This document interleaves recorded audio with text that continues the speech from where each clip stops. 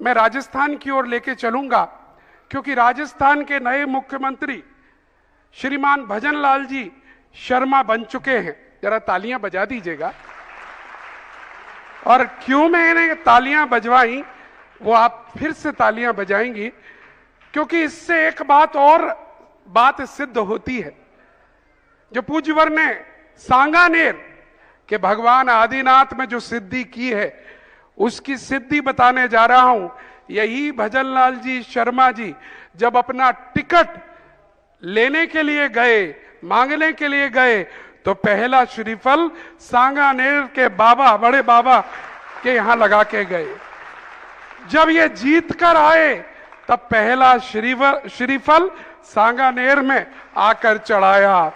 और कल जब घोषणा हुई कि इनको मुख्यमंत्री बनाया जा रहा है, बनाया गया है, तब भी उसके बाद सबसे पहले उनका श्रीफल सांगानेर के बाबा पर चढ़ा है। अद्भुत संगी जी की ये सांगानेर जो कहलाता है, अद्भुत अतिशय है। पूज्यवर प्रश्न संजय जी सौगानी बाहुबली परिवार जयपुर का है। इस घटनाक्रम के साथ जोड़कर उन्होंने मुझसे कहा था, मैं बताऊं। और साथ ही ये कहा था, पूज्यवर हमने तो आज अतिशय सभी ने देखा है, महसूस कर रहे हैं, लेकिन आज पूरे राजस्थान और पूरे विश्व का फोकस इस सांगानेर पर आ गया है कि ऐसा क्या बात है कि एक व्यक्ति पहले, बाद में और बीच में वहीं जाकर आशीर्वाद लेता है। पूज्यवर संजय जी सौगानी एक बात इसमें और जोड़ रहे हैं कि हम तो पूजा कर रहे हैं, लेकिन इतने भक्त आ गए हैं कि अब मंदिर छोटा लगने लगा है।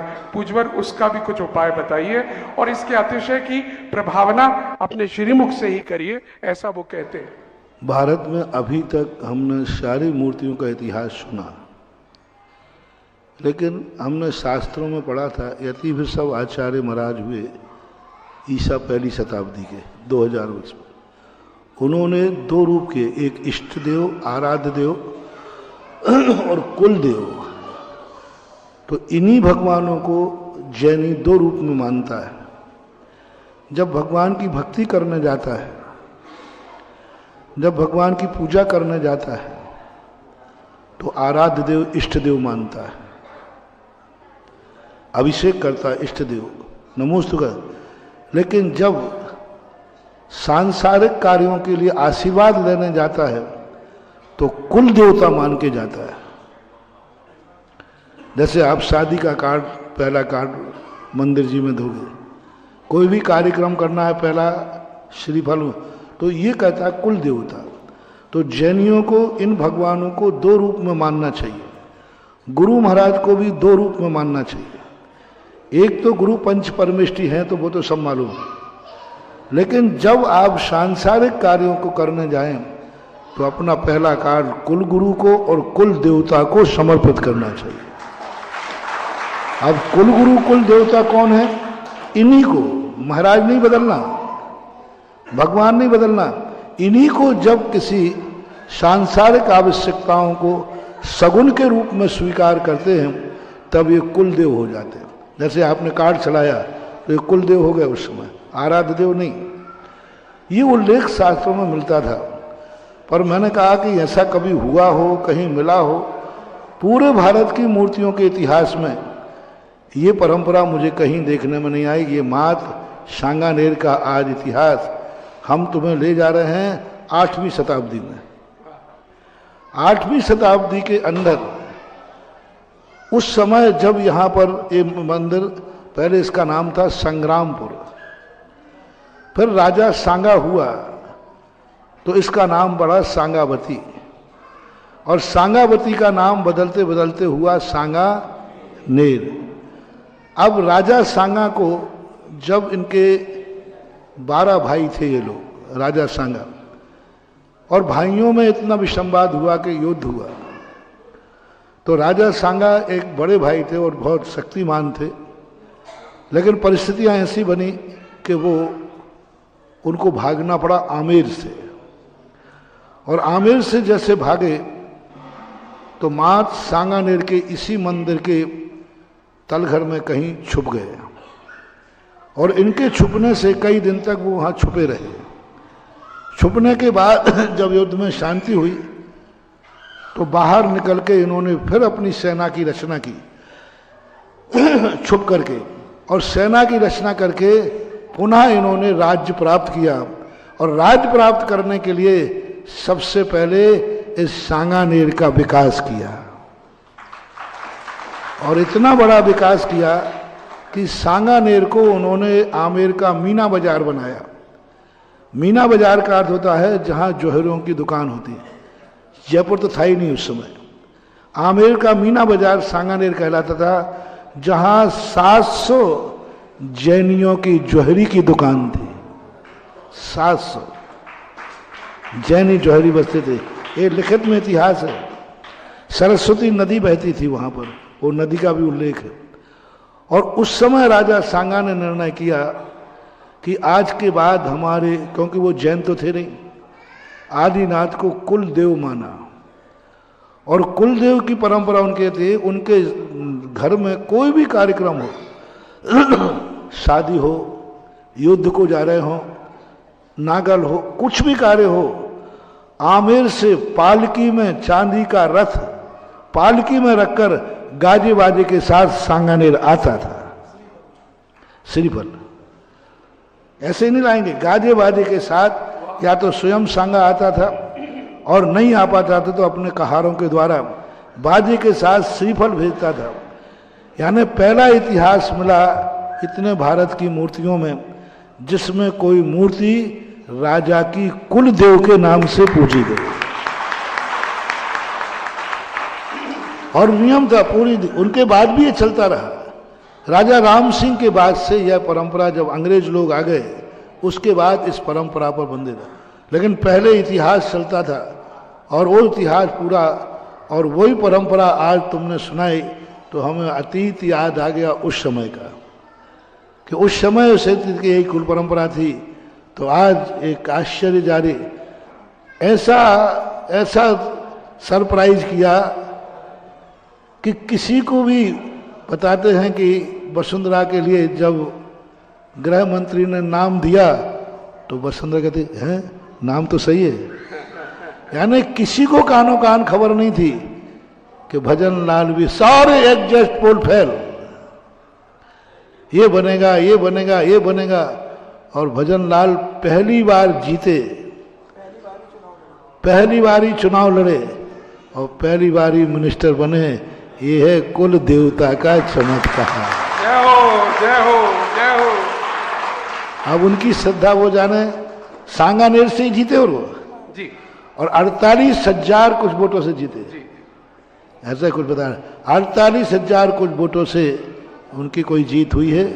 तो इस प्रकार की जीत करके पहले सांगानेर, बीच में सांगानेर, और सबसे बड़ी चीज मुख्यमंत्री बनने के बाद सब भूल जाते हैं, लेकिन मुख्यमंत्री की शाम को शपथ ली और सवेरे उठ करके सबसे पहले उन्हें सांगानेर याद आए। बस यही तो है। मैं बार बार प्रश्नों में तुमसे कहता हूं, सुबह आप दर्शन को जाते हैं, सुबह आप पूजन को जाते हैं, ये तुम्हारी भक्त की निशानी नहीं है, ये तो तुम्हारी मजबूरी है, क्योंकि तुम चाहते दिन अच्छा निकल जाए, दिन बढ़िया निकल जाए। सबसे बड़ा महत्वपूर्ण है शाम को व्यक्ति मंदिर जाकर के भगवान का आभार प्रदर्शन करे। आभार खत्म हो रहा है। सैकड़ों शांति धारा संकट में होती हैं, उनमें से 95% ठीक होती हैं। आभार में कितनी होती हैं? जब संकट आते ना तो अशांत धारा कराते हो, उनमें से 90-95% ठीक हो जाते जिस शिक्षा से किया, पर आभार में 10-5। और मैं कहता हूं कि जिनके निमित्त से कार्य हुआ है उनका कितना भी बने, कैसी भी बने, आभार जरूर प्रकट करना चाहिए। आभार का परिणाम ये निकलता है कि भविष्य में वो दुर्घटना लौट के नहीं आती। हमारे यहाँ आभार की बहुत अच्छी परंपरा है, लेकिन आभार का नहीं। वैसे तो तुम खूब आओगे, जाओगे, सब करोगे, श्रीफल चढ़ाओगे, दीपक चढ़ाओगे, महाराज हमारा बेटा अस्पताल में भर्ती है, ये अखंड ज्योति लगे। ठीक हो गया है तो एक दीपक आभार का चढ़ा दो ना। आभार का सबसे बड़ी चीज है। और भजन लाल ने मुख्यमंत्री बनने के बाद भी आभार मानने के लिए आज बाबा के पास गया तो नियम से उसने एक आदर्श परंपरा को निभाया। और ऐसे हाँ, नहीं तो लोग भूल जाते हैं अपना काम हो गया अब क्या जाए, अपना काम बनता भाड़ में जाए जनता। लेकिन उसने याद किया, उसको आशीर्वाद। सांगानेर में रहने वाले, हालांकि मूल वो भरतपुर के हैं लेकिन सांगानेर रहते हैं और सांगानेर से ही विधायक बने हैं। आशीर्वाद। चलिए भरत जी, और उस मंदिर के क्योंकि छोटा पड़ रहा है उसके लिए संजय जी पूछ रहे हैं। मंदिर छोटा पड़ रहा है तो सब मंदिर छोटे, उसका एक ही तरीका है, जिनके मंदिर छोटे पड़ रहे हों कृपया करके वो मुझे ना ले जाएं। ये सारी आफत तुम मोल लेते हो मुझे बुला करके।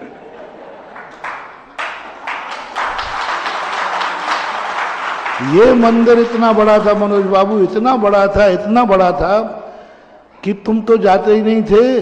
चमगादड़ में राज्य करती थी, देखा है तो मतलब पब्लिक चूहे और चमगादड़ मतलब 2-4 लोग जाते थे। चमगादड़ में इतना बड़ा मंदिर था, इतना बड़ा मंदिर था, और तुमने मुझे ले जाकर गलती की ना। आज वही मंदिर छोटा पड़ रहा है। यही उपद्रव चांदखेड़ी वालों ने किया। बहुत बढ़िया विशाल मंदिर था, बहुत बढ़िया था, तलघर में खूब आराम से बैठे। अब मुझे ले गए, वो छोटा पड़ गया, तलघर को बढ़ाना पड़ा। ये बैठे हुकमचंद जी का। जब मैं सूरत गया तो पालिया पॉइंट का महाराज जी हमारे यहाँ बहुत विशाल मंदिर बन गया, बहुत विशाल, बहुत विशाल, बहुत अच्छा मंदिर बना है। मैंने कहा तो छोटा, कहीं नहीं महाराज बहुत। मैंने कहा चतुर्मास बात बताऊंगा। आज सूरत का हर मंदिर छोटा पड़ रहा है। तो अब क्या करूं मैं? या तो छोटे मंदिरों में मैं जाना बंद करूं, क्योंकि मेरा तो नियम है जिस मंदिर में मैं जाऊंगा उस मंदिर को छोटा पड़ना ही चाहिए।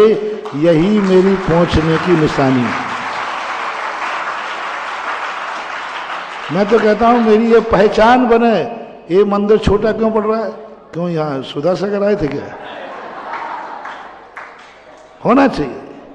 कार्यक्रम में पंडाल छोटा पड़ जाए, कार्यक्रम में भोजन कम पड़ जाए और अभिषेक समय मंदिर कम पड़ जाए, यही तो प्रभावना है। और है क्या? बहुत बड़ी चीज है। देखो अब सांगानेर का भी कोई चांदखेड़ी जैसा कुछ निकल आए तो हो सकता है वो भी हो जाएगा। देखो बोलो सांगानेर वाले बाबा की। पूज्यवर ने सांगानेर का इतिहास भी बताया, और जो लोग परिचित हैं सांगानेर से, जहां पर पुजारियों के लिए तरसते थे लोग कि पहुंचे, वहां आज हमने भी देखा है लाइनें लगती हैं प्रातः काल को वहां पर लोगों की पूजा करने की। ऐसा अतिशय है। चलिएगा समय 94 में जब मैं गया था, 2 व्यक्ति अभिषेक करते थे। एक इतने दुबले पतले थे, मैंने कहा ये तो कभी चले जाएंगे। और मुझे रहने के लिए एक भी कमरा नहीं था। मंदिर के अंदर दरवाजे के पास बैठता था, बीच दरवाजे में। लोग आते थे तो हम ऐसे हो जाते थे, लोग चले जाते थे, मैं यूं बैठ जाता था। 2 महीने निकाले। वैसे लोग कम आते थे उस समय, क्योंकि मंदिर में वैसे किसी को मालूम ही नहीं था। वैसे यहां तक कि वो एक दिन घोषणा कर दी गई जब वो दूसरी कमेटी में था कि जिनको भी मूर्तियां चाहिए सांगानेर से ले जाओ। और मैंने कहा तो मैं गया था वो समय, कोई तो बिल्कुल बीच दरवाजे पे, कहीं बैठने को जगह ही नहीं थी। कहीं इधर चमगादड़, इधर चमगादड़, गेट का स्थान था ऐसा थोड़ा सा, वहां बैठ जाता था। जो भी यात्री आता था बिल्कुल पूरा एक्शन सही कर रहा हूँ, ऐसे ही पाटा लगा रहता था। और बस चौकी, इतनी छोटी सी चौकी थी, मैं चोटी यूं खिसकाता था और यूं कह देता था, और वो भगवान के दर्शन करके आते थे। एक कमरा नाम की चीज नहीं थी, एक कमरा नाम की चीज नहीं थी। और आज जाओ वहां धर्मशाला देखना, यात्रियों से लबालब भरी मिलती हैं धर्मशालाएं, कमरे नहीं मिलते। तो ये तो विकासवाद है, यही तो चमत्कार है। दुनिया की हर चीज में जब एक टाकीज में अच्छी पिक्चर आवे तो लोग लाइन लगा देते हैं और कहते हैं पिक्चर चालू होते ही हाउसफुल, और लाइन लगती है। मैंने बड़े बाबा के यहाँ विकल्प किया था, जहाँ एक व्यक्ति भी नहीं था। मैंने कि भगवान आप मुझे पसंद आ गए हो,